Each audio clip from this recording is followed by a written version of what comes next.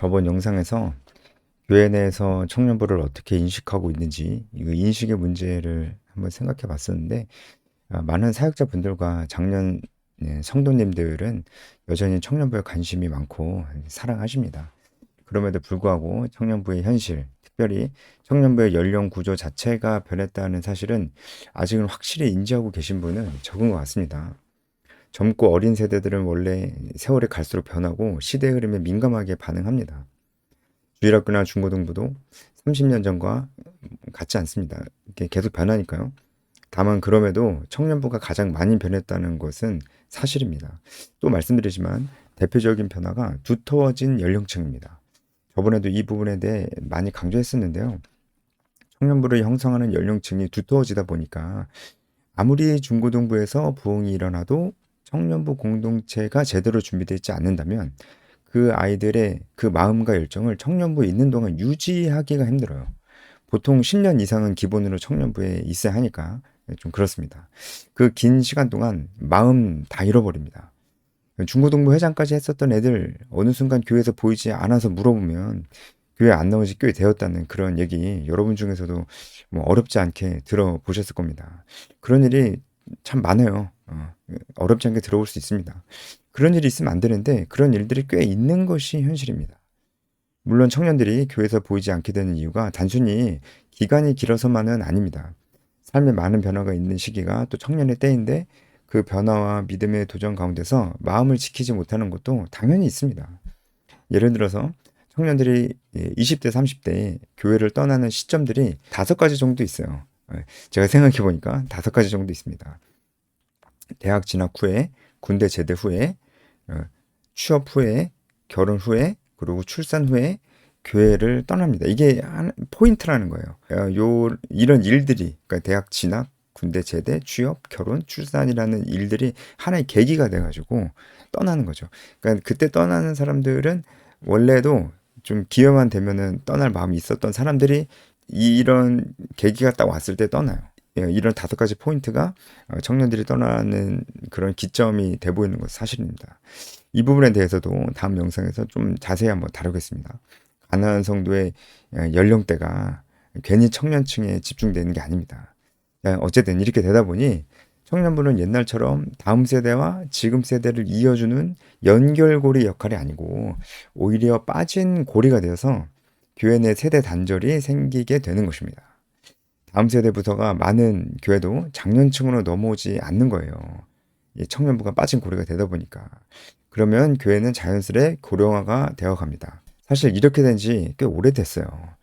청년 사역의 부재, 특별히 교회 내 청년 공동체 부실이나 부재의 열매가 교회 고령화라는 구체적인 현상으로 이어지려면 시간이 꽤 많이 필요하거든요. 시간이 흘러야 나타날 수 있는 현상이기 때문에 시간이 꽤 많이 필요한 거예요. 그러니까 청년 사역의 부재, 청년 공동체의 어떤 부실이나 부재가 있어도 교회 고령화라는 현상으로 바로 나타나지 않고 꽤 시간 많이 흘러야 된다고요. 근데 지금 이런 현상이 나타나고 교회 고령화 이런 현상이 나타나는 것은 지금 그만큼 시간이 흘렀기 때문에 이 교회 고령화라는 현상이 지금 나타나고 있는 것입니다. 그 얘기는 청년부 문제가 꽤 오래된 문제라는 것을 반증해 주는 겁니다. 오래 전부터 청년부 문제가 있었기 때문에 지금 이 고령화라는 현상이 나타나는 거지. 시간이 꽤 오래 필요한 부분인데 지금 현상이 나타나고 있으니까 결국 이 오래된 청년 사역의 문제를 해결하지 않고는 우리 교회 미래가 없다 하고 제가 그래서 말씀을 드리는 겁니다. 이해가 가시죠? 예. 청년 사역을 해결하지 않고는 정말 미래가 없습니다. 오늘은 청년부에 대한 인식 문제가 어떻게 현실로 나타나는지 조금 더 구체적으로 말씀드리겠습니다. 제가 다 말씀드리진 못할 것 같은데 말씀드릴 수 있는 데까지 말씀을 좀 드려보겠습니다. 제 개인적인 의견이고 생각입니다. 오류가 있을 수도 있습니다. 하지만 오랜 기간 동안 청년 사역 현장에서 직간접적으로 경험한 것들입니다. 특별히 제 개인적으로도 관심이 많아서 자료도 많이 찾아보면서 내린 결론들입니다. 저는 충분히 함께 생각해 볼 만한 문제라고 생각합니다. 인식의 문제는 절대로 인식의 문제로만 끝나지 않습니다. 인식의 문제는 반드시 현실로 나타나게 됩니다. 청년부에 대한 인식의 문제는 결국 청년 사역의 부실로 이어지게 됩니다. 인식의 문제가 청년부를 여전히 스쳐 지나가는 부서로 인식하는 것이었으니까, 그게 문제였으니까 현실에서도 청년부는 스쳐 지나가는 부서로서 대해지게 되는 것은 당연한 결과입니다.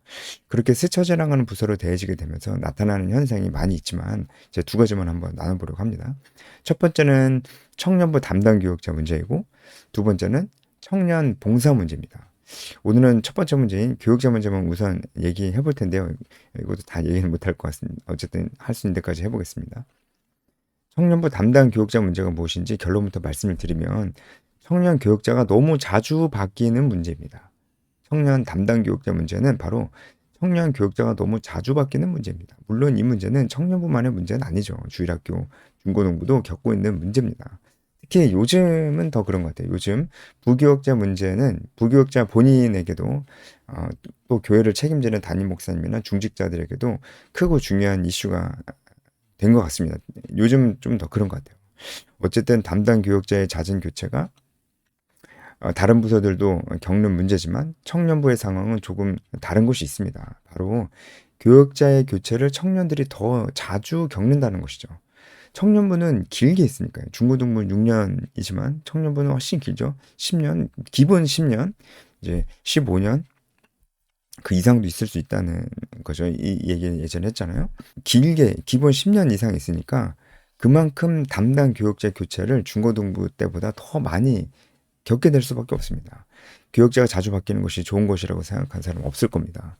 교회에서도 교육자 본인도 어쩔 수 없는 선택인 경우가 많지만 교육자 교체는 부작용을 가지고 옵니다.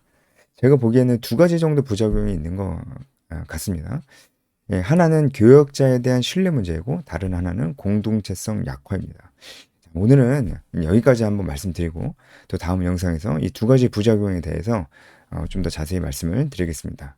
감사합니다.